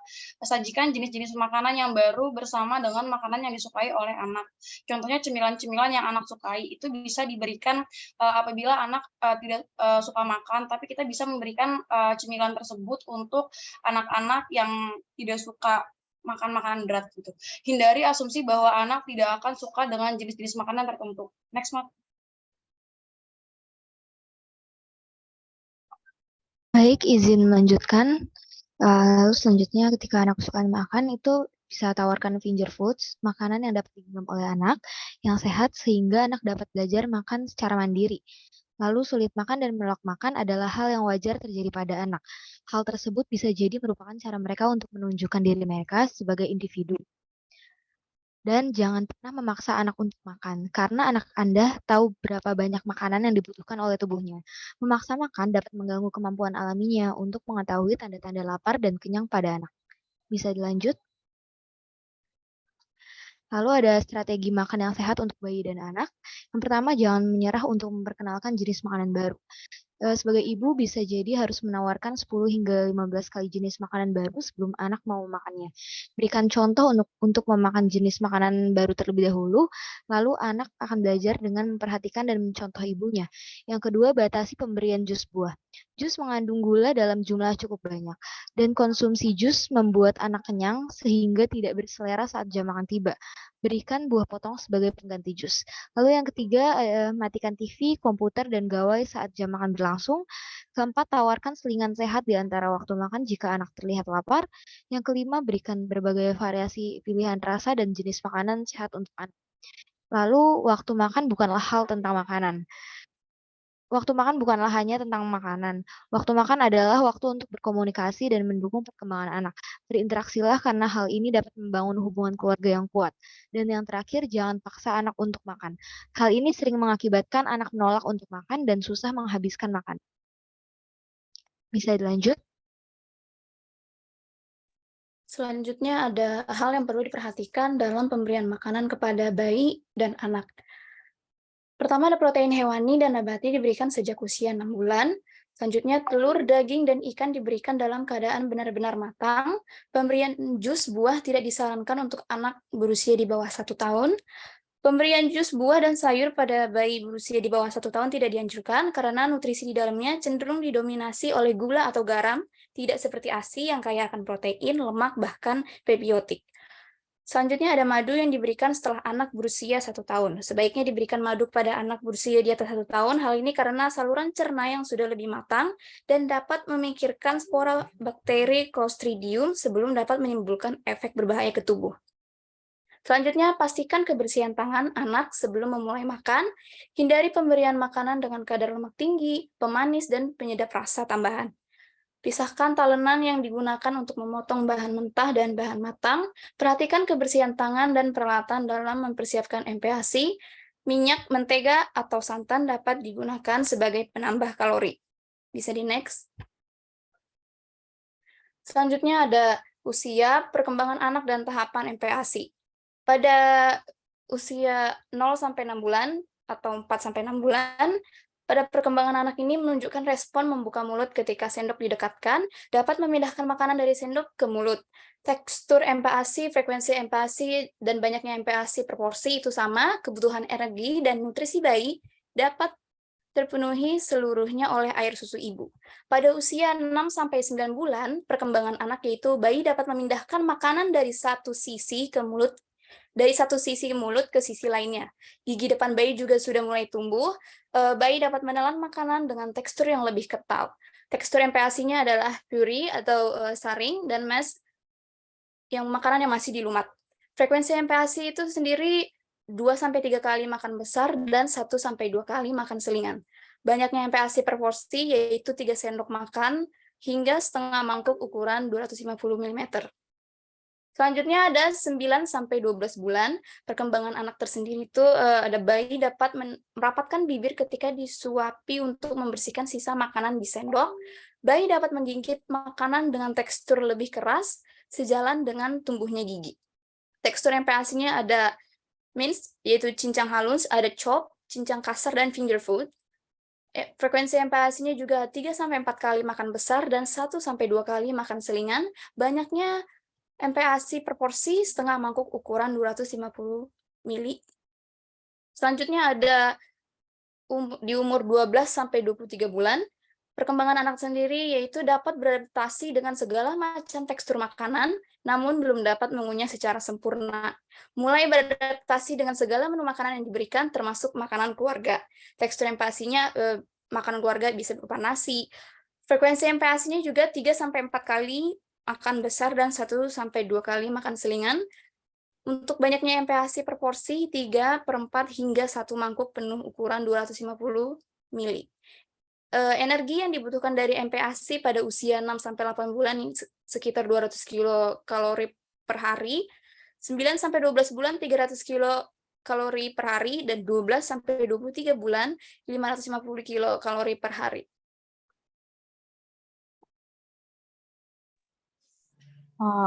Baik, selanjutnya terima kasih kelompok atas pemaparannya. Selanjutnya kita akan masuk ke sesi diskusi. Mungkin mengingat waktu yang tinggal sedikit akan dibuka khusus 2 orang penanya aja ya. Oke, bagi yang ingin bertanya silakan raise hand, 2 orang penanya.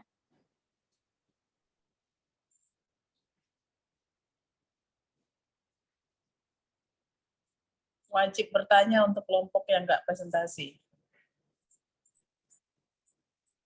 Izin mohon maaf, apa suara saya terdengar? Terdengar, Mot.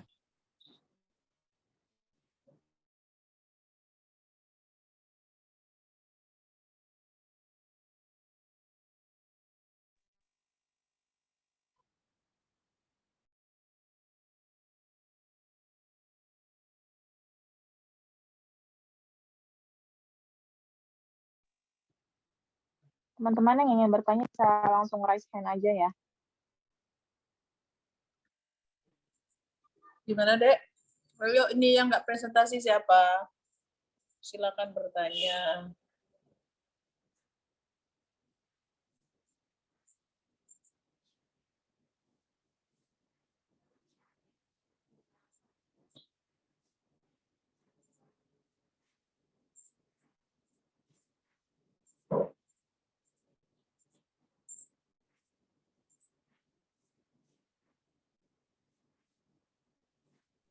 Baik, sudah ada penanya. Cikal Raika Salsabila, Cikal Raika, boleh pertanyaannya.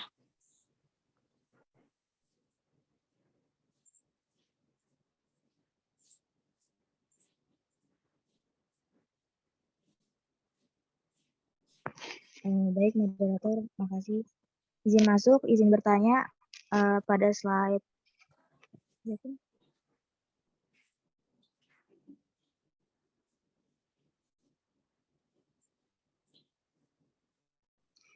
3839. Itu kan ada perbedaan komposisi protein sama komposisi mineral. Izin bertanya, mengapa ASI ibu lebih dianjurkan untuk diberikan ke bayi ketimbang susu sapi yang kalau dilihat dari slide lebih besar kandungan di dalamnya? Terima kasih.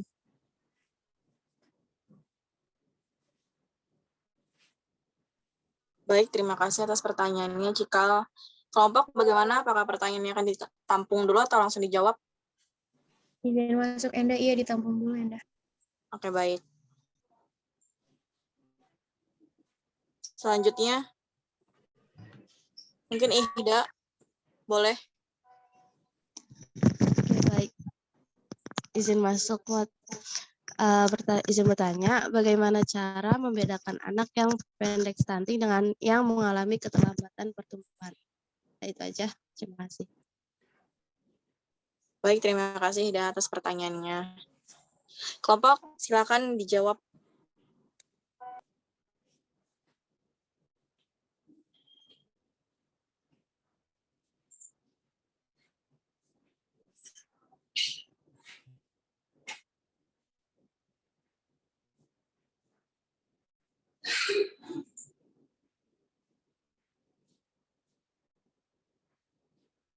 Iya, baik, izin masuk Enda. Izin memperkenalkan diri, saya Nilu Dewi dari kelompok 3. Izin menjawab pertanyaan kita ya, tadi bertanya mengapa ASI ibu lebih dianjurkan untuk diberikan ke bayi ketimbang susu sapi yang kalau dilihat di slide lebih besar kandungan di dalamnya. Nah, jadi karena ASI lebih banyak mengandung protein whey, sedangkan susu sapi lebih banyak mengandung protein kasein. Apa itu protein whey? Itu pada ASI yang sangat mudah dicerna oleh tubuh manusia. Susu sapi lebih banyak mengandung protein kasein yang lebih sulit dicerna oleh bayi. Inilah mengapa bayi yang minum ASI lebih sering buang air besar dibanding bayi yang minum susu formula. Selain itu juga, tadi sudah dijelaskan bahwa ASI mengandung enzim pencernaan seperti amilase dan lipase yang berfungsi untuk mencerna lemak, sehingga membuat ASI lebih mudah dicerna bayi dan menjauhkan bayi dari gangguan pencernaan. Apakah sudah terjawab, Cikal? Oh, sudah Dewi, terima kasih.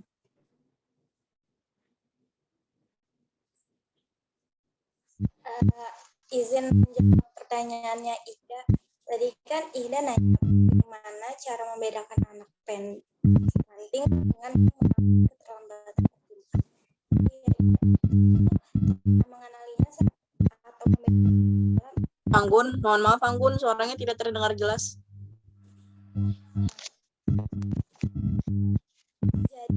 Jadi bagaimana tadi Ida nanya bagaimana cara membedakan anak pendek stunting dengan yang mengalami keterlambatan pertumbuhan.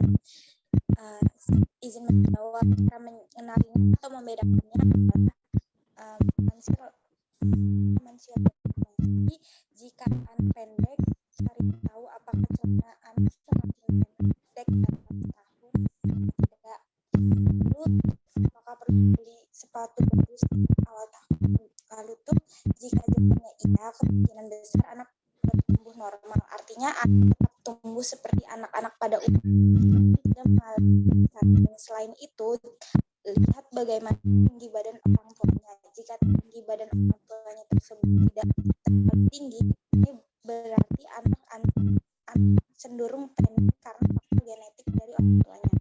Nah, jadi anak yang stunting umumnya dapat bertumbuh secara normal hingga dewasa nanti, sementara anak yang tubuh pendek karena keterlambatan pertumbuhan bisa beradaptasi dan kembali pada tumbuh kembang anak sebagai mestinya.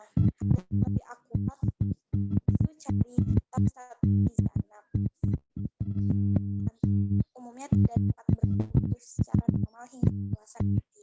Sementara anak yang pendek karena pertumbuhan bisa teratasi dan kembali pada tumbuh kembang anak sebagai mestinya.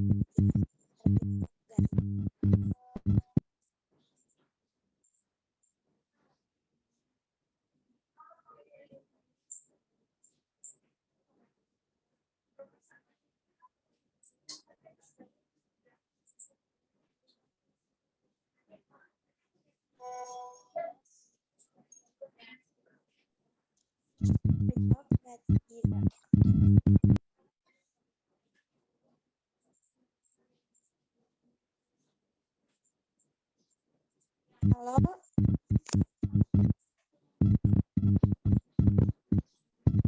Baik, Ida, apakah terjawab?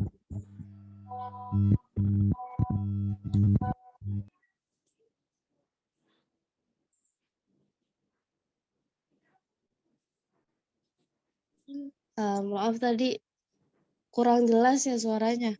Mohon maaf.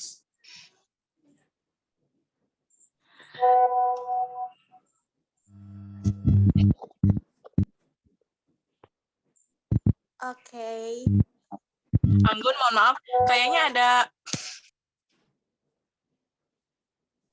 mungkin jaringan ya, apa ditaruh di kolom enggak chat? kayak boleh deh di kolom chat aja deh Anggun. Kayaknya ada device lain ya di sebelah HP-nya.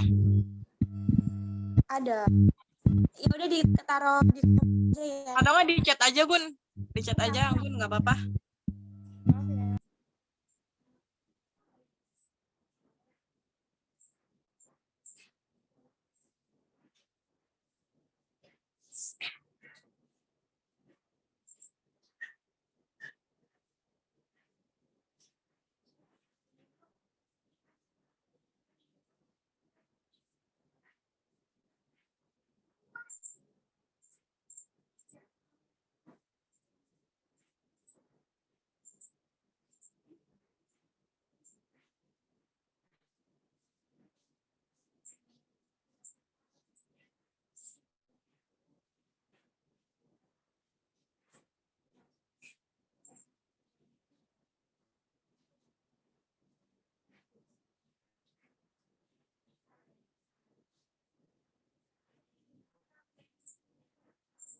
Halo, gimana, Dek?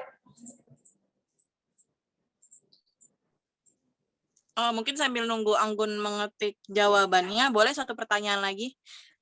Silakan raise hand yang punya pertanyaan, teman-teman.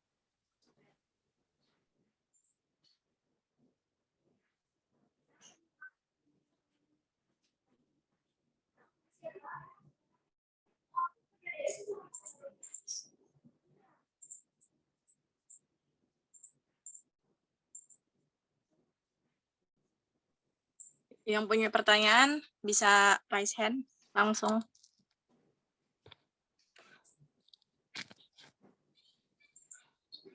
Tidak ada?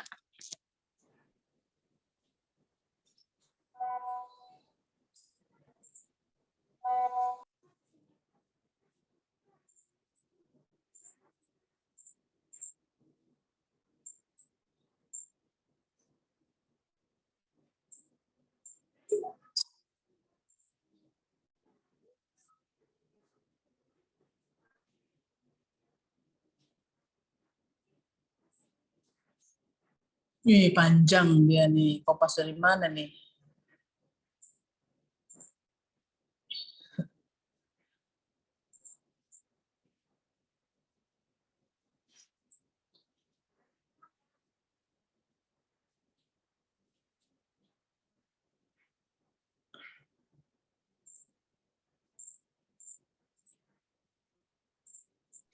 Baik, itu sudah Anggun sudah menjawab pertanyaan dari Ihda. Ihda bisa dilihat apakah jelas dan sudah terjawab pertanyaannya? Izin menjawab, sudah jelas. Baik. Karena tidak ada yang bertanya lagi, mungkin presentasi kali ini cukup di sini saja. cukup di sini saja. Saya Enda Trisalvia sebagai moderator. Mohon maaf bila ada kesalahan. Terima kasih atas perhatiannya. Wassalamualaikum warahmatullahi wabarakatuh. Selanjutnya saya kembalikan ke Ibu. Ya, baik. Terima kasih ya moderator sudah berpartisipasi dengan baik pada kesempatan sore hari ini. Ya, gimana perasaannya? Deg-degan, Bu, baru pertama kali kayaknya. Iya, enggak apa-apa. Tapi kamu sudah sangat baik ya, mudah-mudahan dengan berikutnya menjadi udah biasa, Endah ya. Tapi saya senang sekali ya upaya untuk membantu kegiatan kita. Dek, tolong dicatat ya, siapa tuh Naswa ya. Naswa tolong dicatat yang tanya tadi sama yang ini ya, yang moderator ini namanya siapa ya? Oke, tadi ada pertanyaan. Iya. Yang kelompok-kelompoknya juga nanti dikasih tahu sama saya. Yang partisipasi ya, pertama ya. Jadi yang berpartisipasi aktif, yang mengerjakan tugas-tugas dengan sangat baik itu adalah kayak tabungan amal gitu ya. Nanti ya, sebagai tabungan amal. Jadi saya mungkin akan juga banyak melihat bagaimana sehari-hari adik-adik dan dan tepat niatan bikin tugas sehingga itu dapat diperhitungkan sebagai kontribusi dalam penilaian model ini ya. Lumayan mengenai stunting tadi, apa yang ditanyain? Bagaimana cara membedakan anak pendek stunting dengan yang mengalami keterlambatan pertumbuhan? Maksudnya gimana ini? Ini kopas dari mana ini?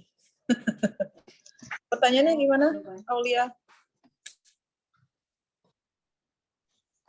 Izin masuk, Dok. Pertanyaannya bagaimana cara membedakan anak pendek stunting dengan yang Nggak dengar, Dek. Suaranya kumaha? Jadi pertanyaannya bagaimana cara membedakan anak pendek stunting dengan yang mengalami keterlambatan pertumbuhan? Maksudnya gimana ya, keterlambatan pertumbuhan itu adalah stunting? Izin masuk, Dok. Mungkin itu karena pertanyaan saya, mungkin saya akan menjelaskannya. Jadi kalau misalkan ada anak 3 tahun itu, kayak anak yang stunting itu 3 tahun dan anak yang satu lagi dan normal kan. Jadi kan kayak maksudnya bedanya tuh gimana kalau misalkan pada 3 tahun tapi tingginya tuh berbeda gitu loh. Gitu, Dok. Oh, Ngerti nggak, Dok? ngerti dong. Ya, tadi seperti itu. Coba di share screen lagi tadi di bagian foto anak stunting itu. Mohon bantuan share screen, Dek.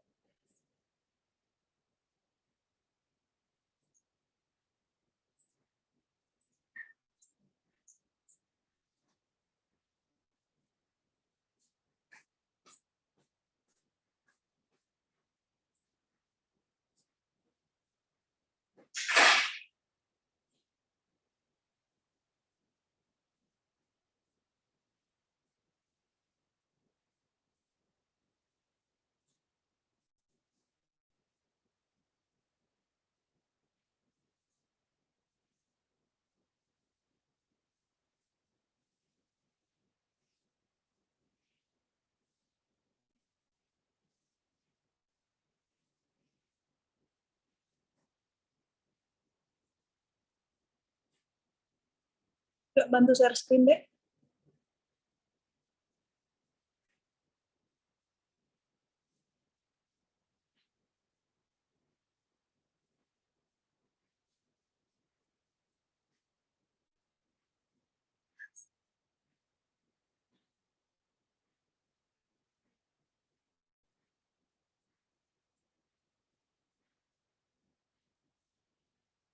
Yang gambar anak. Oke. Ini bawahnya.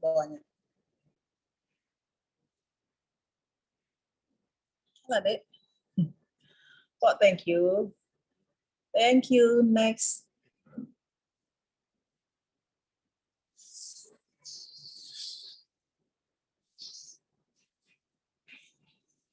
Yang ini nomor 22, slide 22. 22, iya, di slide show. Slide show. Kok bisa hilang begini? Ya udah.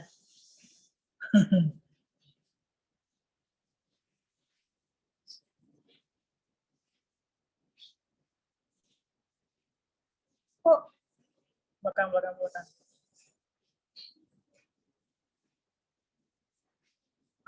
Yes. Coba dilihat anak yang pertama, yang depan baju dress, anak yang di belakang. Coba kesan kalian gimana?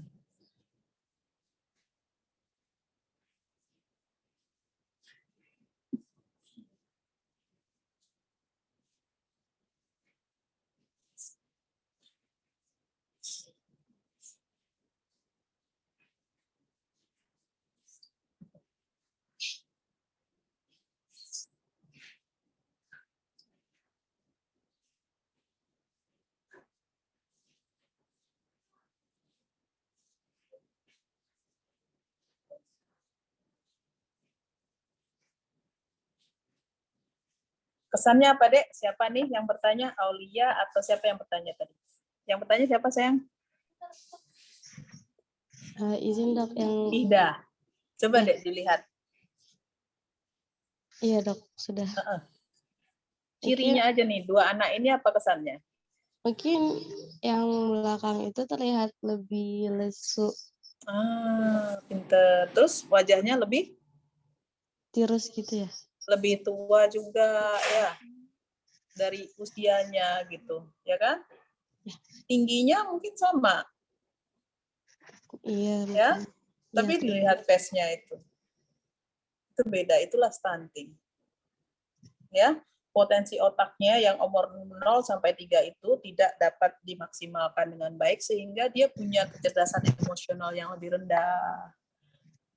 Secara berpikir yang tidak sesuai dengan usianya, artinya memang kemampuan terus badannya juga agak lebih pendek sedikit daripada yang seharusnya gitu.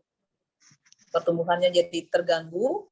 Dan lebih parah lagi kalau sudah ada pertumbuhan tinggi badan terganggu, Dek, maka itu terjadi dengan kronis. Kalau terjadinya kronis atau menahun, maka yang kita khawatirkan itu malnutrisi pada periode 0 sampai 3 tahun itu, maka yang akan terjadi adalah kerusakan membran sel otak tadi. Sehingga gambarannya itu nampaklah otot-otot sinapnya yang nggak nyambung satu sama lain.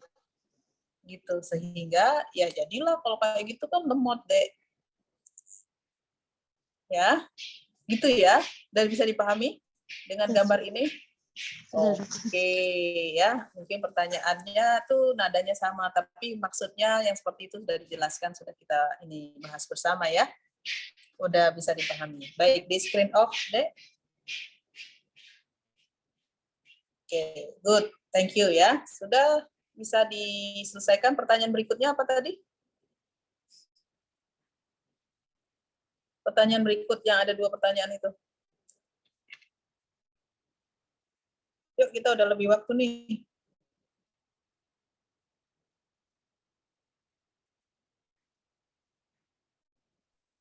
Tadi yang bertanya satu lagi Cikal, Ibu. Apa pertanyaannya, Endah? Ya.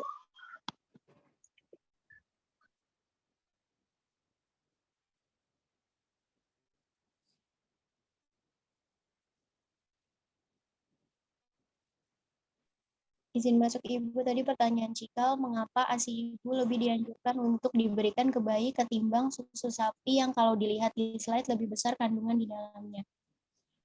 Lebih besar kandungan apanya? Lebih Cikal besar? tidak menyebutkan kandungannya Bu, tetapi kalau dilihat dari slide itu kandungan whey protein pada ASI lebih besar dibanding susu sapi Bu. Ya, sehingga whey yang lebih banyak dan imunoglobulin yang lebih banyak itu menyebabkan susu ibu lebih unggul daripada susu sapi. Justru whey protein itu dia banyak mengandung hormon pertumbuhan, kemudian dia mengandung zat gizi, asam amino untuk meningkatkan imunitas, kekebalan, dan seterusnya ya.